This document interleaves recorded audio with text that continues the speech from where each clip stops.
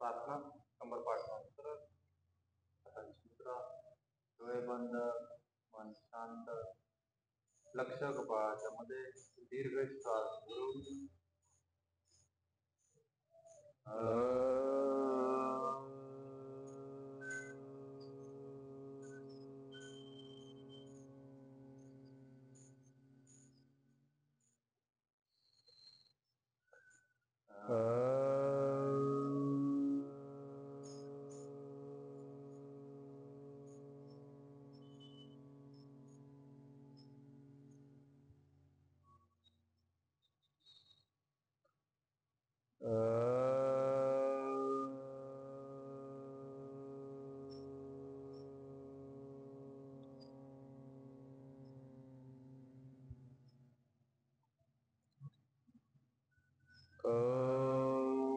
कृष्णाय वासुदेवाय हरये परमात्मने प्रणतः क्लेशनाशाय गोविंदाय नमो नमः।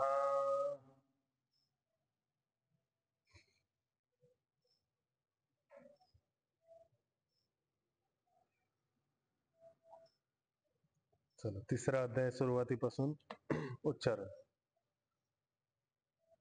ओम श्री परमात्मने नमः। अथ तृतीयोऽध्यायः। अर्जुन उवाच ज्यायसि चेत् कर्मणस्ते मता बुद्धिर्जनार्दन तत्किं कर्मणि घोरे मां नियोजयसि केशव। व्यामिश्रेणेव वाक्येन बुद्धिं मोहयसीव मे तदेकं वद निश्चित्य येन श्रेयोऽहमाप्नुयाम्। श्रीभगवानुवाच लोकेऽस्मिन् द्विविधा निष्ठा पुरा प्रोक्ता मया नघ ज्ञानयोगेन सांख्यानां कर्मयोगेन योगिनाम्। न कर्मणामनारम्भात् नैष्कर्म्यं पुरुषोऽश्नुते न च सन्न्यसनादेव सिद्धिं समधिगच्छति। न हि कश्चित् क्षणमपि जातु तिष्ठत्य कर्मकृत् कार्यते ह्यवशः कर्म सर्वः प्रकृतिजैर्गुणैः। कर्मेन्द्रियाणि संयम्य य आस्ते मनसा स्मरन् इन्द्रियार्थान् विमूढात्मा मिथ्याचारः स उच्यते। यस्तु इन्द्रियाणि मनसा नियम्यारभतेऽर्जुन कर्मेन्द्रियैः कर्मयोगम् असक्तः स विशिष्यते। नियतं कुरु कर्म त्वं कर्म ज्यायो ह्यकर्मणः शरीरयात्रा पीचते न प्रसिद्ध्येद कर्मणः।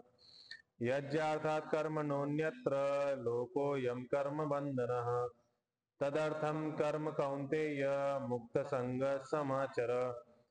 सह यज्ञः प्रजा सृष्ट्वा पुरोवाच प्रजापतिः अनेन प्रसविष्यध्वम् एषवोऽस्त्विष्टकामधुक् देवान् भावयतानेन ते देवा भावयन्तु वः परस्परं भावयन्तः श्रेयः परमवाप्स्यथ। ईष्टान् भोगान् हि वो देवा दास्यन्ते यज्ञभाविताः तैर्दत्तानप्रदायैभ्यो यो भुङ्क्तेस्तेन एव सः। यज्ञशिष्टासिना सन्तो मुच्यन्ते सर्वकिल्बिषैः भुञ्जते ते त्वघं पापा ये पचन्त्यात्मकारणात्। अन्नाद् भवन्ति भूतानि पर्जन्यादन्नसम्भवः यज्ञाद् भवति पर्जन्यो यज्ञकर्मसमुद्भवः। कर्म ब्रह्मोद्भवं विद्धि ब्रह्माक्षरसमुद्भवम् तस्मात् सर्वगतं ब्रह्म नित्यं यज्ञे प्रतिष्ठितम्। एवं प्रवर्तितं चक्रं नानुवर्तयति हयः अघायोरिन्द्रियारामो मोघं पार्थ स जीवति। यस्त्वात्मरतिरेव स्यात् आत्मतृप्तश्च मानवः आत्मन्येव च सन्तुष्टस्तस्य कार्यं न विद्यते। नैव तस्य कृतेनार्थो नाकृतेनेह कश्चन न चास्य सर्वभूतेषु कश्चिदर्थव्यपाश्रयः। तस्मादसक्तः सततं कार्यं कर्म समाचर असक्तो ह्याचरन् कर्म परमाप्नोति पूरुषः। कर्मणैव हि संसिद्धिम् आस्थिता जनकादयः लोकसंग्रहमेवापि सम्पश्यन् कर्तुमर्हसि यद्यदाचरति श्रेष्ठस्तत्तद्देवेतरो जनः स यत्प्रमाणं कुरुते लोकस्तदनुवर्तते न मे पार्थास्ति कर्तव्यं त्रिषु लोकेषु किंचन नानवाप्तम् अवाप्तव्यं वर्त एव च कर्मणि यदि ह्यहं न वर्तेयं जातु कर्मण्यतन्द्रितः मम वर्त्मानुवर्तन्ते मनुष्यः पार्थ सर्वशः उत्सीदेयुरिमे लोका न कुर्यां कर्म चेदहम् शङ्करस्य च कर्ता स्याम् उपहन्यामि मा प्रजाः सक्ताः कर्मण्य विद्वांसो यथा कुर्वन्ति भारत कुर्याद् विद्वांस तथा सक्तश्चिकीर्षुर्लोकसङ्ग्रहम् न बुद्धिभेदं जनयेद् अज्ञानां कर्मसङ्गिनाम् जोषयेत् सर्वकर्माणि विद्वान् युक्तः समाचरन् प्रकृतेः क्रियमाणानि गुणैः कर्माणि सर्वशः अहंकार विमूढ़ात्मा कर्ताहमिति मन्यते तत्त्ववित्तु महाबाहो गुणकर्म विभागयो गुणागुणेषु वर्तन्त इति मत्वा न सज्जते. आता 29 श्लोक. प्रकृतेः गुणसम्मूढा सज्जन्ते गुणकर्मसु तान् कृत्स्नविदो मन्दान् कृत्स्नविन्न विचालयेत्. प्रकृतेः गुणसम्मूढा प्रकृतीच्या गुणांद्वारे मोहित झालेला मनुष्य सज्जनते म्हणजे आसक्त होतोय गुण आणि कर्मांमध्ये. प्रकृती आपण सांगितली होती सत्व रजस तमस यांची साम्य अवस्था. त्या प्रकृतीद्वारा त्यांच्या गुणांमध्ये तो मोहित होतोय म्हणजे गुम होतोय, संमोहित होतोय, आकर्षित होतोय आणि लिप्त होतोय गुणांमध्ये आणि कर्मांमध्ये. सत्वगुण, रजसगुण, तमसगुण आणि त्यांच्या विपरीत वेगळे वेगळे कर्मांमध्ये तो आसक्त होतोय, लिप्त होऊन जातो. आणि त्याला ताण, त्या प्रकारच्या माणसांना म्हणलं ताण अकृत्स्न विदो, म्हणजे तो कर्ममध्ये आसक्त झालेला आहे. तो व्यक्ती कर्ममध्ये आसक्त झालेला आणि तो मंद बुद्धी आहे. मंदान तो कसा आहे? मंद बुद्धी आहे. त्याची बुद्धी निश्चय करू शकत नाही कोणतं कर्म कसं करायचं, कोणता कर्म करायला पाहिजे का कोणता कर्म नाही करायला पाहिजे. ती निश्चयात्मक बुद्धी नाही, निश्चय करू शकत नाही. तर त्यांना सगळ्यांना बघून जो कृत्स्न विन्न, म्हणजे जो व्यक्ती असा आहे जो स्थित प्रज्ञवाला आहे, ज्याची बुद्धी स्थिर झालेली आहे, त्यांना बघून विचलित नाही व्हायला पाहिजे. त्यांना बघून उलट एक्सपिरियन्स घ्यायला पाहिजे की आपण त्याच्यातून बाहेर निघलेलो आहे, आपण स्थिर बुद्धीवाले आहोत. आणि आपण त्यांना बघून नवीन नवीन एक्सपिरियन्स करायचं की ह्या विषयांमध्ये आसक्ती होऊन आपल्याला कर्म नाही करायचं. विषयांची आसक्ती सोडून कर्म करायचे नियमाच्या अनुसार.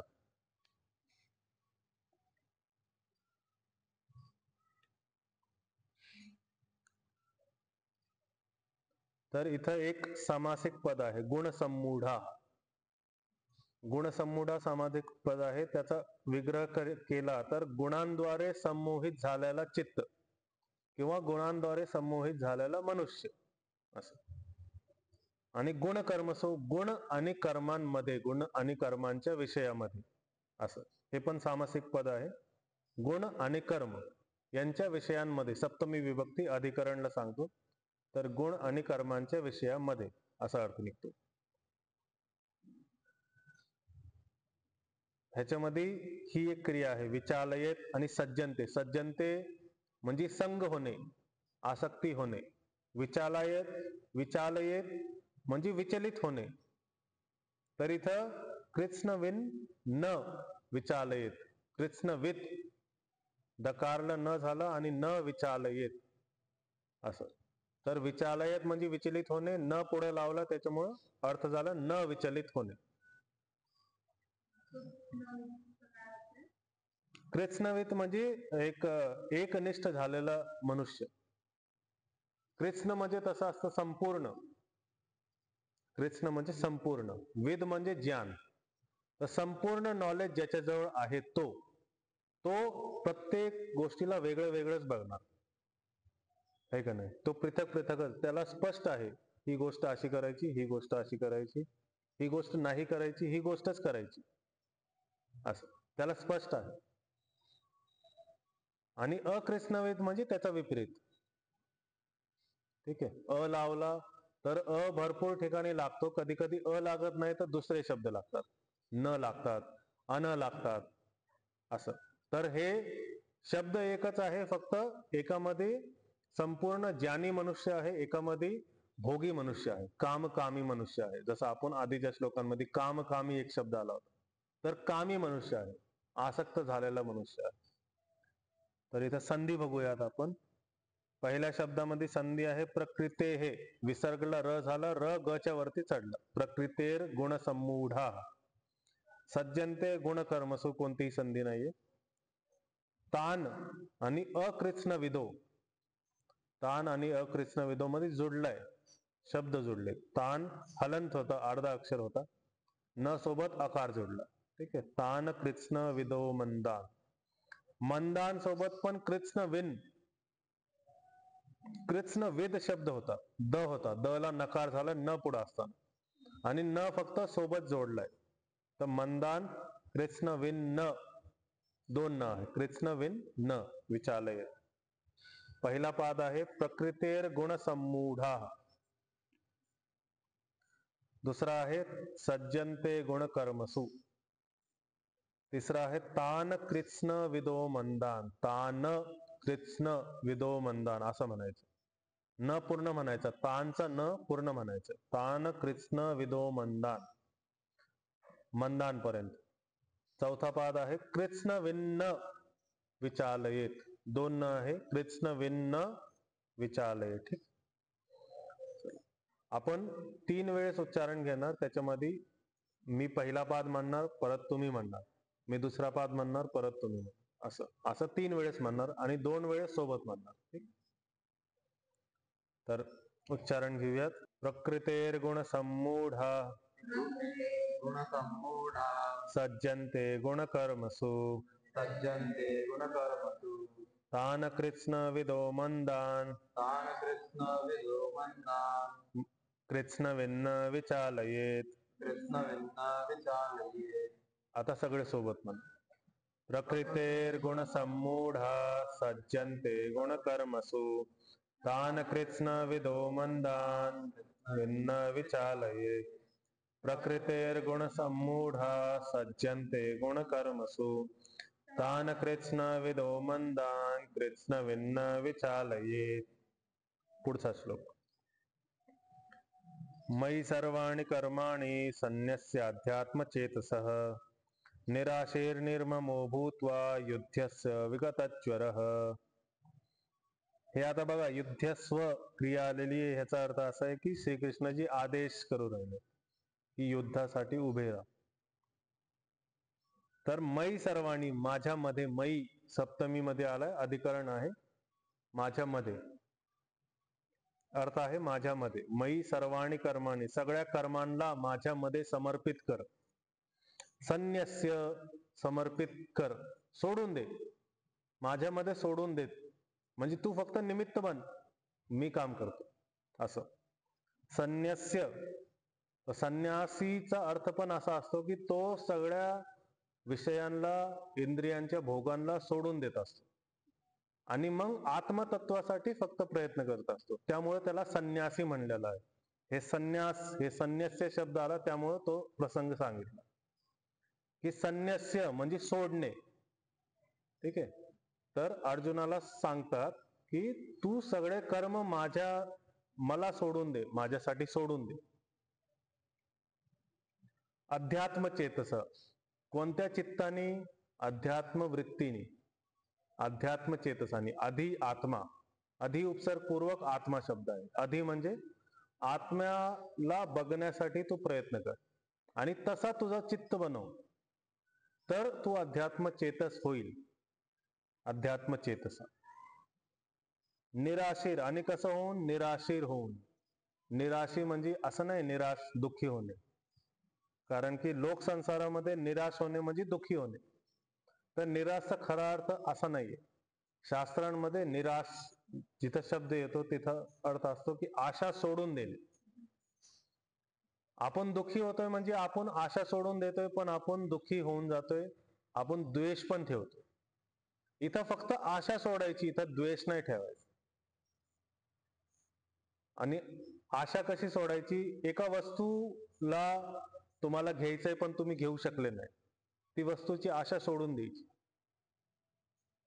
एखादी एक्सरसाइज तुम्हाला करायची पण तुम्हाला करताच येत नाही, तुमची केपेबिलिटीच नाही, आशा सोडून द्यायची, पण मेहनत करत राहायची. त्या एक्सरसाइज बद्दल द्वेष नाही करायचा, मेहनत करत राहायची.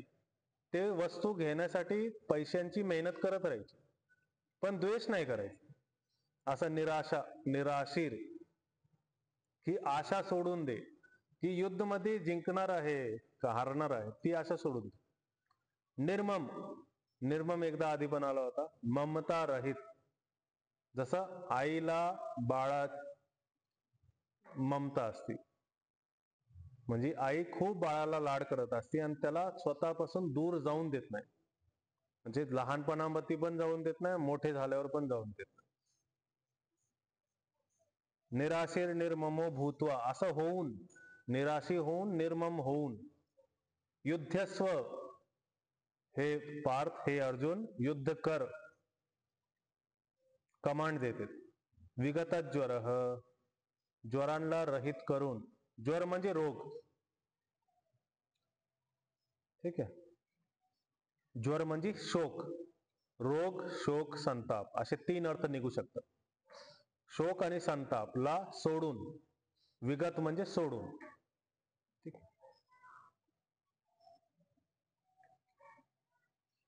तर इथं अध्यात्म चेतसा म्हणजे अध्यात्म मध्ये जो चित्त झालेला आहे असा विग्रह होतो अध्यात्म चेतसाचा. निराशीर, आशा सुटलेली आहे असा व्यक्ती. निर्मम, ममता सुटलेली आहे असा व्यक्ती. विगत ज्वर, गेला आहे ज्वर ज्याचा, ज्वर म्हणजे रोग. शोक संताप सुटून गेला आहे ज्याचा, असा व्यक्ती. तर ह्याच्यात संधी आहे संन्यस्य अध्यात्म चेतसा. अध्यात्म चेतसा एक समस्त पद आहे आणि संन्यस्य एक वेगळा शब्द आहे. तर संन्यस्य मध्ये यचा आकार आणि अध्यात्मचा आकार मिळून आकार संधी झालेली, संन्यस्य अध्यात्म चेतस. पण आपण म्हणताना काय करू? थोडं वेगळं वेगळं म्हणू, म्हणजे स्पष्ट. परत ह्याच्यात पण निराशी ही विसर्ग होता, विसर्गला र झाला, र न च्या वरती चढला. निराशीर निर्ममो भूत्वा. तर म्हणताना निराशीर निर्ममो भूत्वा युद्धस्य विगत ज्वर. पहिला पाद आहे मयी सर्वाणि कर्माणि, दुसरा आहे संन्यस्य अध्यात्म चेतस, तिसरा पाद आहे निराशीर निर्ममो भूत्वा, चौथा आहे युद्धस्य विगत ज्वर. ठीक, उच्चारण घेऊयात. मयि सर्वाणि कर्माणि, मयि सर्वाणि कर्माणि संन्यस्य अध्यात्म चेतसा, संन्यस्य अध्यात्म चेतसा, निराशीर निर्ममो भूत्वा, निराशीर निर्ममो भूत्वा, युद्धस्य विगत ज्वरः, युध्यस्व विगत ज्वरः. सगळे सोबत. चेतसा, आकार, हा आकार आहे, आय, सगळे सोबत. मयि सर्वाणि कर्माणि संन्यस्य अध्यात्म चेतसा, निराशीर निर्ममो भूत्वा, युद्धस्य विगत ज्वरः. मयि सर्वाणि कर्माणि संन्यस्य अध्यात्म चेतसा, निराशीर निर्ममो भूत्वा, युद्धस्य विगत ज्वरः. 31वां श्लोक. ये मे मतमिदं नित्यम् अनुतिष्ठन्ति मानवा,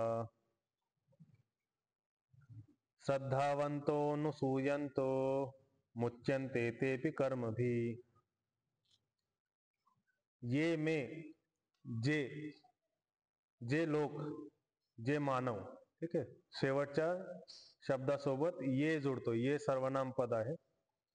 ये जे मानव मे मे म्हणजे माझ्यामध्ये, माझ्या मताला, मे म्हणजे माझा, मतम इदम माझ्या ह्या मताला, इदम म्हणजे ह्या मताला, मत म्हणजे मताला, माझ्या मताला, नित्यम नित्य प्रकारे अनुसरण करतो. अनुतिष्ठन्ति, तिष्ठन्तीचा अर्थ असतो बसणं, पण इथं आहे अनुसरण करणं. अनु उपसर्ग लागला त्यामुळं तिष्ठन्ति बसण्याचा अर्थ वेगळा झाला. जसं इंग्लिशमध्ये पण प्रिफिक्स लावल्यानंतर शब्दांचा अर्थ वेगळा होऊन जातो, तसं अनु उपसर्ग लावल्यानंतर, अनु प्रिफिक्स लावल्यानंतर तिष्ठन्तीचा अर्थ वेगळा झाला, अनुसरण करणे असा अर्थ झाला. तर जो मानव माझ्या मताचा, ह्या मताचा, जे मी आता सांगितलं, ह्या मताचा अनुसरण करतो. आणि कसा अनुसरण करतो? श्रद्धावान होऊन, श्रद्धावंतो, श्रद्धावान होऊन. श्रद्धा आपण माहिती आहे, आपण ईश्वराप्रती श्रद्धा ठेवतो. कोणत्याही चांगल्या कामाप्रती, धर्मप्रती श्रद्धा ठेवतो. श्रद्धावान होऊन. आणि अनुसूय, अनसूय, असूय एक शब्द असतो. असूय म्हणजे गुणांमध्ये दोष बघणे. अनसूय होणे म्हणजे गुणांमध्ये दोष न बघणे. आता इथं बघा अन आलंय, तर इथं शब्द होता असूय, अ पासून सुरू होत होता. आणि हा इथं तान कृत्स्न विदो, अकृत्स्न विदो आला होता. तर इथं क पासून शब्द सुरू होता. निषेध करण्यासाठी तिथं फक्त अ जोडला. इथं निषेध करण्यासाठी अ न जोडला, अन जोडला. ठीक आहे. हे आता व्याकरणच्या छोट्या छोट्या गोष्टी आहेत. तर इथं अ पासून शब्द सुरू झाल्यामुळं अन शब्द जोडलाय, अनसूयंतो. तर अनसूय म्हणजे गुणांमध्ये दोष न बघणे. जसं कोणता व्यक्ती चांगला काम करत असला आणि दुसरे व्यक्ती त्याला म्हणतात हे काय कामाचा काय फायदा होणार आहे, तर तो व्यक्ती गुणांमध्ये पण दोष बघतो. बाकीचे व्यक्ती तर तारीफ करते, पण तो एकटा व्यक्ती असा आहे जो गुणांमध्ये पण दोष बघतोय आणि मग तो मोटिवेट होत नाही त्या कामाप्रती. तर असे भरपूर किस्से आपल्याला भेटतात. तर ईश्वरांचे पण भरपूर गुण आहेत, पण जो नास्तिक व्यक्ती आहे तो गुणांमध्ये दोष बघून सोडून देणार, तो कधीच एक्सेप्ट करणार नाही. मग ईश्वराला प्रेम दाखवणे, ईश्वरांप्रती समर्पित होणे, श्रद्धा दाखवणे म्हणजेच ते आस्तिक व्यक्तीचंच काम आहे. नास्तिक करू शकत नाही. तो काही ना काहीतरी टीका टिप्पणी दोष काहीतरी बघणारच. तो व्यक्ती असूय आहे.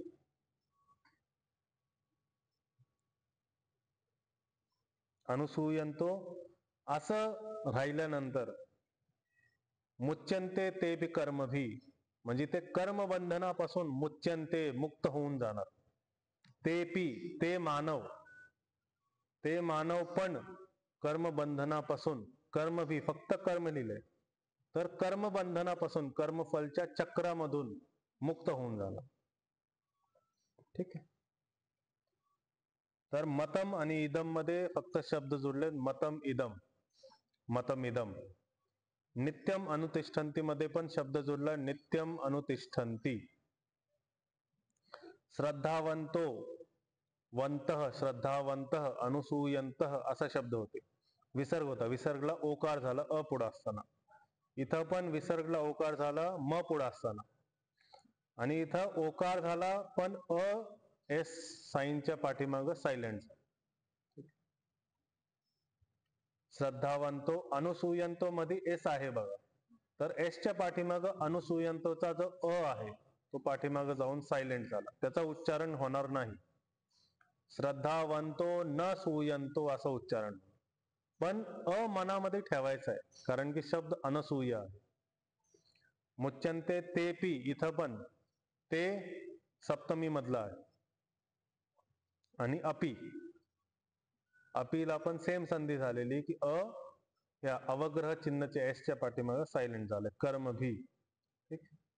तर पहिला पाद आहे ये मे मतमिदम नित्यम, नित्यम पर्यंत. अनुतिष्ठन्ति मानवाः. दुसरा पाद. तिसरा पाद आहे श्रद्धावंतो न सूयंतो. चौथा आहे मुच्यन्ते तेपि कर्मभी. ठीक आहे. दोन्ही शब्दांमध्ये श्रद्धावंतो न सूयंतो मध्ये अचा उच्चारण नाहीये, तेपी मध्ये पण अचा उच्चारण नाही. चला उच्चारण घेऊयात. ये मे मतमिदं नित्यं ये मे मतमिदं नित्यम् अनुतिष्ठन्ति मानवाः अनुतिष्ठन्ति मानवाः श्रद्धावन्तो न सूयन्तो श्रद्धावन्तो न सूयन्तो मुच्यन्ते तेपि कर्मभिः. मुच्यन्ते तेपि कर्मभिः. सगळे सोबत. ये मे मतमिदं नित्यम् अनुतिष्ठन्ति मानवाः श्रद्धावन्तो न सूयन्तो मुच्यन्ते तेपि कर्मभिः. ये मे मतमिदं नित्यम् अनुतिष्ठन्ति मानवाः श्रद्धावन्तो न सूयन्तो मुच्यन्ते तेपि कर्मभिः. तर 29व्या श्लोक मध्ये ज्या गोष्टी सांगितल्यात की प्रकृती हे गुण सम्मूढः, याचं थोडस एक बेस रेफरन्स आधीच्या श्लोकांमध्ये आहे, जिथं आपण कर्म काय आहे, गुण काय आहे, प्रकृती काय आहे याला सेपरेट समजतो. याच्यामध्ये मागच्या श्लोकांमध्ये असं सांगितलं की गुणागुणेषु वर्तन्ते इति मत्वाना सज्जते, की मी त्या गुणांमध्ये जे वर्तन होतंय, त्या गुणांमध्ये जे कर्म होत आहेत त्याच्यामध्ये मी लिप्त होत नाहीये. इति मत्वाना सज्जते म्हणजे मी लिप्त होत नाही, म्हणजे आत्मा लिप्त होत नाहीये. ठीक आहे. आपल्याला ते बायफर्केशन आधी समजावं लागतील की आत्मा कुठं आहे, प्रकृती कुठं आहे, गुण कुठं आहे, कर्म कुठं आहे, शरीर, इंद्रिय ह्या सगळ्या गोष्टी कोणत्या लेवलला आहे. ठीक आहे. तर एकदा परत आपण सुरुवातीपासून स्थूल पासून सूक्ष्म पर्यंत एकदा लेवल समजू, काय काय लेवल आहेत. ठीक आहे. तर एकदम सगळ्यात स्थूल आहे शरीर. जे शरीर दिसतंय याचे सगळे ऑर्गन्स, हात, पाय, इंद्रिय, 5 कर्मेंद्रिय, 5 ज्ञानेंद्रिय. ह्या 5 कर्मेंद्रिय, 5 ज्ञानेंद्रियच्या आतमध्ये आहे तन्मात्रा, म्हणजे याच्यापेक्षा सूक्ष्म आहे याचे विषय. डोळ्यांचा विषय आहे दृष्टी. ही जी दृष्टी आहे हे एक तत्व आहे. ठीक आहे. त्यानंतर ह्या दृष्टीला जो सपोर्ट करणारा आहे तो एक तत्व आहे, त्याला पंचमहाभूत म्हणतो. अग्नी, दृष्टीला सपोर्ट करणारा अग्नी, स्पर्शला सपोर्ट करणारा वायू, तसंच जिव्हा टेस्टला सपोर्ट करणारा पृथ्वी, साऊंडला सपोर्ट करणारा, आवाजाला सपोर्ट करणारा आकाश. असे त्या विषयांचे पण तत्व आहेत, ते पंचमहाभूत. हे पंचतन मात्र जे विषय आहे, आणि 5 आपले ज्ञानेंद्रिय, 5 आपले कर्मेंद्रिय ज्यांनी आपण काम करतो. हे सगळं स्थूल मध्ये येतं. हे सगळं आल्यानंतर आतमध्ये याचं स्टोरेज आहे. जे पण आपण कर्म करतोय, जे पण आपण ज्ञान अर्जित करतोय या 5 इंद्रियांकडून, याचं स्टोरेज आहे. ते स्टोरेज आहे मन, चित्त, अहंकार. हे सगळं स्टोरेज आहे. आणि बुद्धी याच्यापेक्षा सूक्ष्म आहे, डायरेक्शन देणारी, की कुठं जायचंय, काय करायचंय. 2 ऑप्शन असतात, 100 ऑप्शन असतात आपल्याकडे प्रत्येक परिस्थितीमध्ये. त्या परिस्थितीमध्ये आपण कोणता मार्ग निर्धारित करणार हे कोणाचं काम आहे, बुद्धीचं काम आहे. आणि त्याच्याहून डिसाइड होणार की आपली डेस्टिनी किंवा आपलं जे फ्युचर आहे ते काय असणार आहे. तर हे बुद्धी त्याच्यापेक्षा सूक्ष्म. शरीर, इंद्रिय, पंचकर्मेंद्रिय, ज्ञानेंद्रिय, विषय, विषयापेक्षा सूक्ष्म त्याचे महाभूत, त्याच्यापेक्षा सूक्ष्म आपण अहंकार, मन, चित्त, बुद्धी, आणि ह्यापेक्षा सूक्ष्म आहे आत्मा. तर आत्मा ह्यामध्ये ज्या पण गोष्टी होत आहेत याच्यापासून अलिप्त राहते, म्हणजे याच्यामध्ये गुतत नाही. पण जो मनुष्य अहंकारी आहे, जो म्हणतो की ही मी केलं किंवा हे माझं आहे, तो काय होतो, त्याच्यामध्ये गुंतून जातो. तर ह्या श्लोक मध्ये काय सांगितलं की प्रकृती हे गुणसम्मूढा म्हणजे गुणांमध्ये, प्रकृतीच्या गुणांमध्ये सम्मूढा म्हणजे तो कन्फ्यूज होऊन जातो अशी आत्मा, आणि त्या गुणांच्या कर्ममध्ये लिप्त होऊन जातो. कोण? अकृत्स्न, ज्याला नॉलेज नाहीये, ज्याला ज्ञान नाहीये. त्याला असं वाटतं की हे मी केलंय, मी बोलतोय तर असं वाटतंय की मी बोलतोय, पण मी जे बोलतोय ते ज्ञान माझं आहे का? नाही. ती वाणी माझी आहे का? नाही. ती वाणी माझी असती तर मी जन्मल्याबरोबर बोलायला लागलो असतो. त्यावेळेस आत्मा होती पण वाणी नव्हती. वाणी कधी आली? ज्यावेळेस इथं डेव्हलपमेंट झाला, काही तत्व येऊन इथं जमा झाले, तेव्हा वाणी बाहेर पडायला. जेव्हा जीभ दाताला लागतो, जीभ दाताला ज्यावेळेस लागते, जीभ वर तालूला ज्यावेळेस लागते, त्यावेळेस शब्द निघतात. तर त्या दातांचा झालंय का डेव्हलपमेंट? नाही झालं.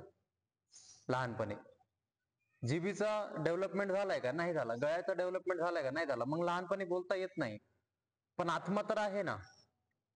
मग ही जी वाणी आहे ती पण माझी नाही, हे जे ज्ञान आहे ते पण माझं नाही, हे जे कर्म आहे, हे जे हात हलवतोय मी, मुवमेंट करतोय, हे पण माझं नाही. पण जर मी असं समजलं की हे माझं आहे आणि मी करतोय, तर मी याच्यामध्ये लिप्त होणार. आणि लिप्त झालो की काय होणार? मी बोललो होतो ना, झालं का नाही? आणि मग तेच चक्रामध्ये आपण गुदत राहतो, फिरत राहतो. आणि याच्यासाठी उपाय काय सांगितला? की जे कृत्स्न येतात, ज्यांना नॉलेज आहे, ज्यांना संपूर्ण नॉलेज आहे, त्यांनी अशा लोकांना, अज्ञानी लोकांना विचलित नाही केलं पाहिजे. जसं आपण आत्ता जी चर्चा करतोय, ज्या गोष्टी करतोय, आपण ज्ञान आदान प्रदान करतोय. मी तुम्हाला ज्ञान देतोय, सांगतोय मी तुम्हाला. पण जर तुम्ही एक्सेप्टच नाही केलं तर तुमच्यामध्ये परिवर्तन होईल का? नाही होणार. आणि परिवर्तन नाही झाला तर अज्ञानी राहून लिप्त राहतात. आणि ज्ञान अर्जित झाला, परिवर्तन झाला, तर तुम्ही पण त्या प्रकारेच वागणार की यांचं नाहीये. हे सगळं त्या आत्म्याचं नाहीये, हे सगळं प्रकृतीमध्येच गुंततय, हे सगळं प्रकृतीमध्येच याचा व्यवहार होतोय. त्याच्यामुळं ज्याची चेतनाचा स्तर, ज्याचं ज्ञानचा स्तर तो नाहीये, त्याच्यासोबत तुम्ही कितीही भांडा, कितीही लढा, तो काही ऐकणार नाही. कितीही आपण लॉजिक द्यायचा प्रयत्न केला, कितीही नॉलेज द्यायचा प्रयत्न केला, तो आपलं ऐकणार नाही. मग अशा अज्ञानी व्यक्तीला विचलित करायचं नाही, त्याला त्याच्या ज्ञानाच्या अनुसार आपण ट्रीट केलं पाहिजे, त्याला त्याच्या नॉलेजच्या अनुसार आपण ट्रीट केलं पाहिजे. जसं एक 12वीच्या मुलाला तुम्ही ग्रॅज्युएशनच्या 3rd इयरचं प्रश्नपत्रिका नाही देऊ शकत. त्याला ती गोष्ट देऊन तुम्ही कन्फ्यूज नाही करू शकत, त्याला विचलित नाही करू शकत. एवढंच शॉर्ट मध्ये सांगणं श्रीकृष्णाच्या ह्या श्लोकमध्ये, की सगळ्या गोष्टी तुमच्या गुण आणि कर्म प्रकृतीमध्ये गुंततायत. तर ज्याला ज्ञान आहे ह्या गोष्टीचं, तो अज्ञानी पुरुषला विचलित करणार नाही. अज्ञानी पुरुषला त्यांनी विचलित नाही केलं पाहिजे. ठीक. मग काय केलं पाहिजे? मग त्या व्यक्तीने काय केलं पाहिजे? मयी सर्वाणि कर्माणि, माझ्यामध्ये सगळं समर्पित कर. मी एखाद्या व्यक्तीला सांगतोय की तुमच्या शरीराचा, हाताचा मुवमेंट मला असा पाहिजे, ठीक आहे, पण त्याचं माइंड, त्याचं ब्रेन, त्याचे मसल्स ते ऐकत नाहीये एकमेकाचं, आणि त्याला समजत नाहीये की हा मुवमेंट असा करायचा. ही मी एकदम साधा मुवमेंट सांगितलं, पण काही एक्सरसाइज असे असतात ज्याच्यामध्ये मी तुम्हाला सांगितलं की पायाला आतून बाहेर फिरवा किंवा बाहेरून आत फिरवा, तर समोरच्या माणसाला समजत नाही की हे कसं करायचंय आपल्याला. मग मेंदूतून ते मसल मेमरी मध्ये प्रोसेस होत नाहीये गोष्टी, तर मी काय करणार, मी त्याला त्याच्या नॉलेजवर, त्याच्या एक्सपिरियन्सवर, त्याच्या मेमरीवर सोडून देणार. मी त्याला समजवणार, त्याला सांगणार आणि मग सोडून देणार त्याचं. मयी सर्वाणी कर्माणी, जेवढे पण कर्म आहेत माझ्यामध्ये समर्पित कर. मग मी सगळे कर्म जे माझे सांगणं आहे, जे पण बोलणं आहे, ते सगळं त्यांच्यामध्ये समर्पित करून देणार. कृष्णामध्ये, परमात्मामध्ये समर्पित करून देणार आणि संन्यासयुक्त होऊन, म्हणजे सगळे ईर्ष्याभाव सोडून आणि श्रद्धाभाव आपणावून मी कर्म करणार. कोणतंही कर्म करताना संन्यास भाव ठेवून की मला हे त्यागायचंय. आज जर मी असा विचार ठेवला की मला एखाद्या गाडीसाठी मी खूप तडफडतोय, एखाद्या प्लॉटसाठी किंवा एखाद्या जाग्यासाठी किंवा एखाद्या बंगल्यासाठी मी खूप तडफडतोय आणि मी काम करतोय, उद्या मला तो बंगला भेटला. बंगला भेटल्यानंतर, गाडी भेटल्यानंतर 10 दिवसांनी काय होणार? सगळं नॉर्मल, जसं आहे तसंच. रात्रीची झोप चांगली येते का नाही हे त्यावेळेसची परिस्थितीच निर्धारित करणार, तो गाडी आणि बंगला निर्धारित करणार नाही.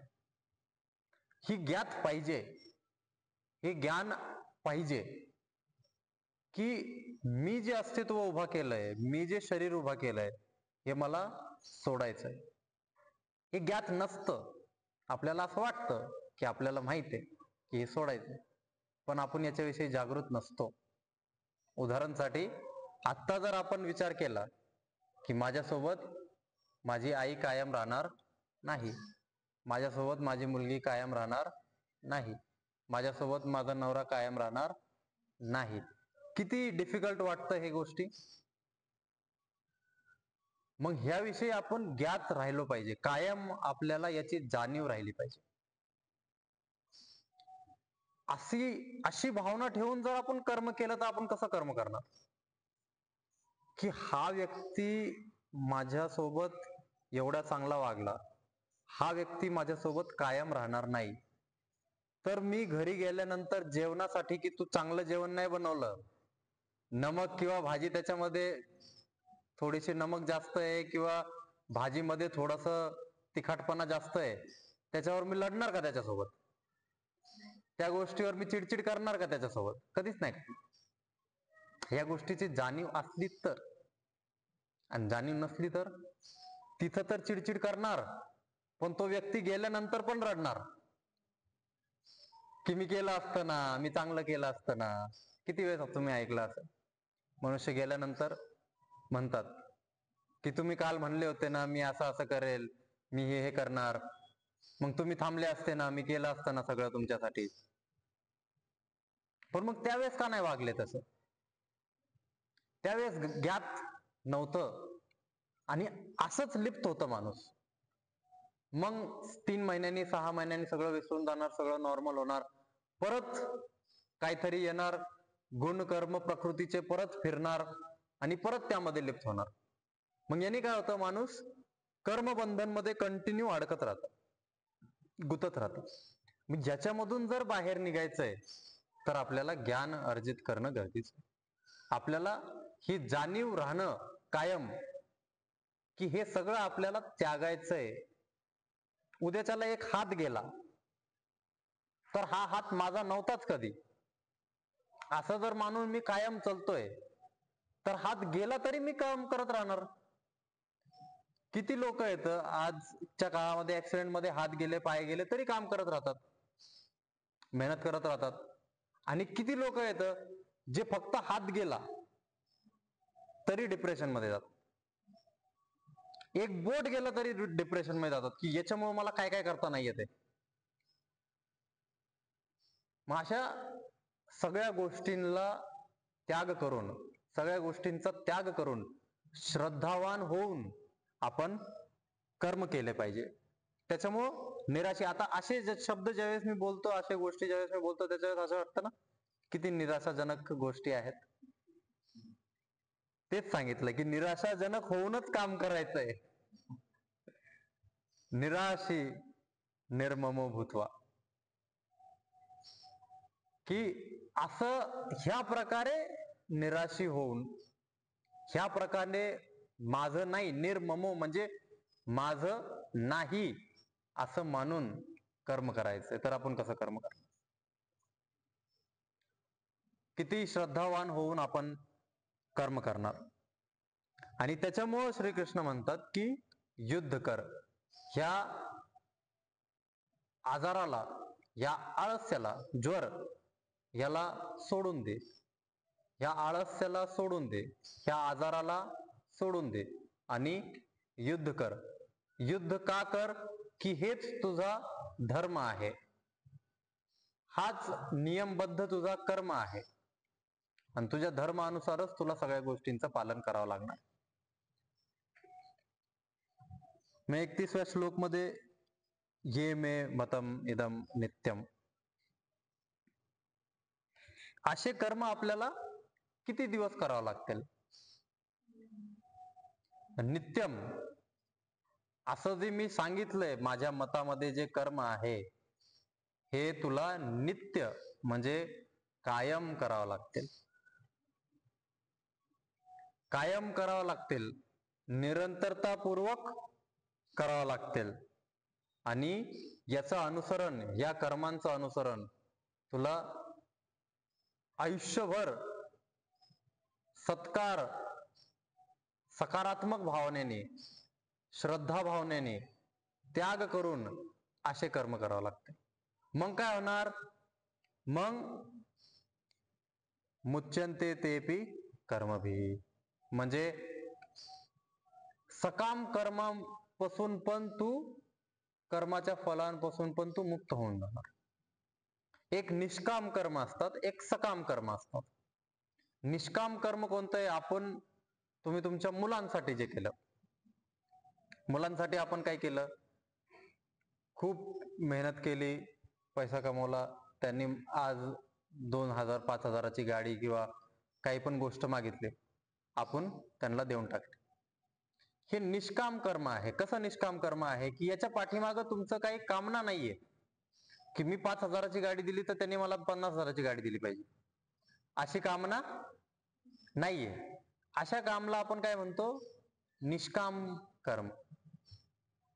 पण याच्यात काय सांगितलं की निष्काम कर्म तर तुमचे कर्मबंधन मध्ये तुम्हाला गुंतवणार नाही, पण सकाम कर्म मध्ये पण ह्या भावनेने कर्म केलं तर तुम्ही गुंतणार नाही.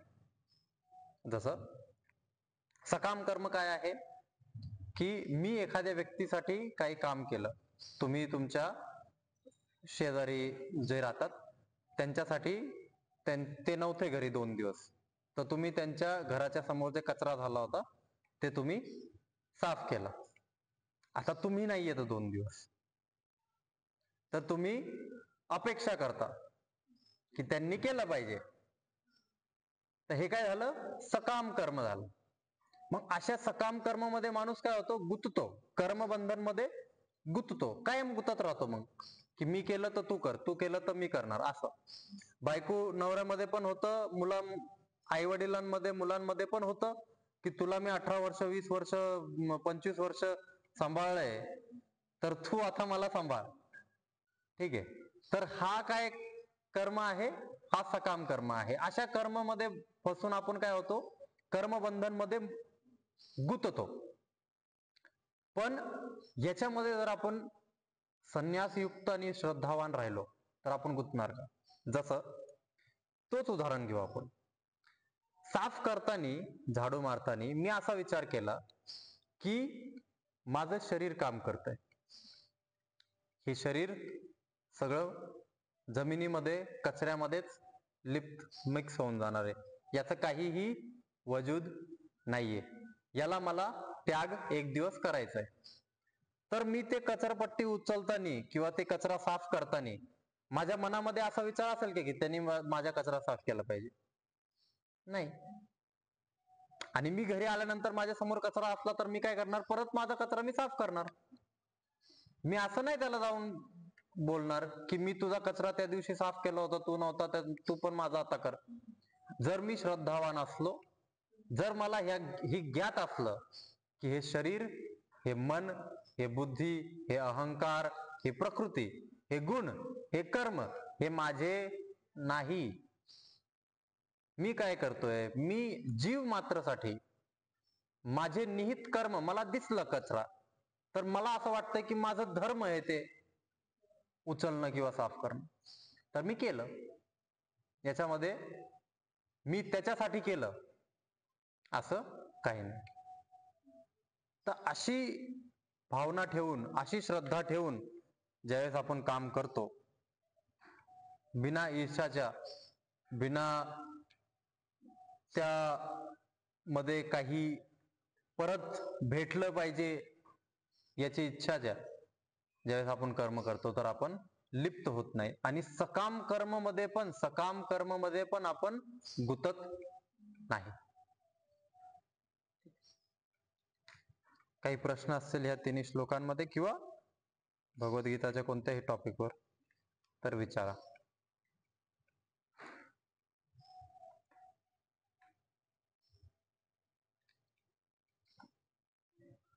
सकाम कर्ममध्ये आपण कुठे ना कुठे ती अपेक्षा तर ठेवतोच आहे ना. मग हे नाही लक्षात येते की ते श्रद्धेने केले तर आपण उत्तर आहे. सकाम कर्म म्हणजे असे कर्म ज्यांच्यामध्ये तुम्हाला रिटर्न भेटणारच आहे. अपेक्षा ठेवून आपण हा, त्याच्यातून तुम्हाला रिटर्न भेटणार आहे, असं नाहीये की नाही भेटणार, ते भेटणार आहे तुम्हाला. आता तुम्ही कंपनीमध्ये जॉब करताय तर तुम्हाला 1 तारखेला 5 तारखेला पगार भेटणार आहे. पण जर तुम्ही पगार भेटणार आहे त्याच्यामुळे काम केलं तर मग तुम्ही लिप्त होता. आणि जर काम करताना असं विचार राहिला की मला हे काम कंपनीच्या वृद्धापनसाठी करायचंय किंवा हे जे धर्म आहे ते मला पूर्ण करायचंय, म्हणजे आज जर मला एक प्रोजेक्ट भेटलंय, एक काम भेटलंय मला, आणि ते काम मला हे प्रोजेक्ट कसं कंप्लीट करायचं, त्याच्यासाठी मी माझी बुद्धी, माझा अहंकार, माझे गुण, माझे कर्म सगळे लावतोय आणि हे प्रोजेक्ट कंप्लीट करायचंय बस कोणत्याही परिस्थितीत, असा उद्देश जर मी ठेवला तर मी त्याच्यामध्ये लिप्त होणार नाही. पण हे करताना मला 1 तारखेला पगार भेटणार आहे, मला 5 तारखेला पगार भेटणार आहे, त्या पैशाचं मला काय करायचंय, हे काम केलं तर मला पगार भेटणार आणि हे काम मला पगारासाठीच करायचंय, त्या प्रोजेक्टचं रिझल्ट मला काही मायने नाही, मला हे काम फक्त पगारासाठी करायचंय की पगार आला तर मी खुश होणार, पगार आला तर मी आनंदी होणार. हे सकाम कर्म मध्ये आणि सकाम कर्म मध्ये संन्यासत्व होऊन, श्रद्धावान होऊन, ईर्ष्यारहित होऊन कर्म करण्यामध्ये डिफरन्स आहे. की मी जर इथं माझ्या उदाहरण देतो, एक योगा क्लास घेतोय आणि मी जर असा विचार केला की मला लोकांचं जे आरोग्य आहे ते चांगलं ठेवायचं आणि लोकांच्या चांगल्यासाठी मला काम करायचं, तर मी करणार. एकाची 2 तारखेला फीज आहे, 7 तारखेला फीज आहे, 10 तारखेला फीज आहे, तो देणार मला 2 तारखेला. त्यांनी नाही दिलं, मी त्याला सांगणार की तू मला फीज ह्या महिन्याची दिलेली नाहीये, तू मला फीज दे. त्यांनी 2 दिवस नाही दिलं, मी काय करणार, आल्याबरोबर दुसरे बाकीच्या जागेवर असं चालतं, ठीक आहे, आल्याबरोबर त्याला म्हणणार आधी फीज आण नाही तर बाहेर. शाळामध्ये पण चालतं, क्लासमध्ये पण चालतं, जिम मध्ये पण चालतं, सगळीकडे चालतं. मी इथं काय करतो, माणसाने जर 1 महिना जरी स्किप केला तरी मी त्याला क्लास संपल्यानंतरच आठवण करून देणार, फक्त मागायचा फोर्स करणार नाही, फक्त आठवण करून देणार की सर तुमची मागच्या महिन्याची फीज राहील. आणि ते पण क्लास संपल्यानंतर. का की उद्देश हा आहे की त्याचं आरोग्य नीट राहायला पाहिजे. जर उद्देश हा असला की मला पैसे कमवायचेत, त्याचा महिना भरलाय की मी 2 तारखेला त्याला पैसे मागणार. जॉबच्या बाबतीत पण सेम, बिझनेसच्या बाबतीत पण सेम, प्रोफेशनच्या बाबतीत पण सेम, की मी जॉब करतोय, मी टायपिंग करतोय किंवा मी प्रोजेक्ट करतोय किंवा काही पण करतोय, तर माझ्या डोक्यामध्ये ही गणगण आहे की हे केल्याने मला पैसा भेटणार आहे बास. ही करायचा मेन धर्म काय आहे, ही टाईप केल्याने, हे प्रोजेक्ट केल्याने त्या कंपनीचा काय फायदा होणार, त्या कंपनीच्या द्वारे बाकी जीवांचा काय फायदा होणार, याला लक्षात न ठेवता मला पैसा भेटणार आहे त्याच्यासाठी मी हे राबराब करतोय. मग काय होणार, रात्री झोप येणार नाही, स्ट्रेस, टेन्शन, डिप्रेशन, एन्झायटी सगळं इथं हेवी होणार, जडपणा येणार. आणि जर मग मी अलिप्त होऊन कर्म केले तर, मी श्रद्धावान होऊन कर्म केले तर, मी संन्यासी होऊन कर्म केले तर तिथं मला कोणत्याही प्रकारचा त्रास होणार नाही. मग आम्ही इथून गेल्यावर डायरेक्ट बेडवर पडलो की झोपतो. डोक्यामध्ये ही गणगण नसते की मी एवढं काम केलं, आज मी 50,000चं काम केलं पण मला 20,000च भेटले. आज मी 1 कोटीचं काम केलं पण मला 2 लाखच भेटले, 5 लाखच भेटले, असं मनामध्ये राहिलं तर मग तो व्यक्ती झोपणार नाही. आणि जो नीट झोपणार नाही त्याची चरबी वाढणार. ठीक आहे, अजून काय प्रश्न? बेसिकली ते बाय प्रोडक्ट आहे आपल्या कर्माचं. हा, एक्झॅक्टली. आपल्याला काय समजायचंय की जे पण आपण कर्म करतोय त्याचा मेन उद्देश काय आहे, इंटेन्शन काय, इंटेन्शन काय आहे त्या कर्माचं. तो जर आपला पर्सनल असला तरी पण किंवा प्रोफेशनल असला तरी पण आपल्याला हे समजणं गरजेचं आहे की त्या कर्माचा उद्देश काय. कचरा साफ करायचा उद्देश काय आहे, की तिथं घाण, तिथं आजार, तिथं व्हायरस, तिथं बॅक्टेरिया नको पसरायला, हा उद्देश आहे. हा उद्देश नाहीये की मी केलं तर त्यांनी केलं पाहिजे. तर तो उद्देश राहिला तर मग डोक्यामध्ये ताप तणाव राहणार. आणि हा उद्देश राहिला तर मी माझ्या व्हायरसला, माझ्या मुलांना, माझ्या समाजाला, माझ्या सोसायटीला मी प्रोटेक्ट केलं, मी माझं कर्तव्य कर्म. माझ्या समोरचा कचरा आहे तरी मी साफ करतोय, त्याच्या समोरचा कचरा आहे तरी मी साफ करतोय, तो नाहीये त्याच्यामध्ये. तर कर्माचा उद्देश, कर्माचा धर्म समजणं हे गरजेचं. ठीक, शांतीपाठ घेऊ. कंबरपाठ मान सरळ, हातांची मुद्रा, डोळे बंद, लक्ष कपाळाच्या मध्ये, दीर्घ श्वास भरून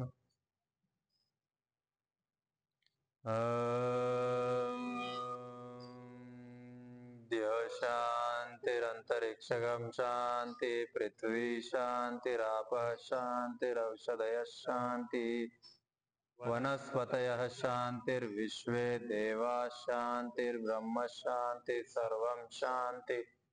शांतिरेव शांति सामा शांतिरेधि. शांति शांति शांति.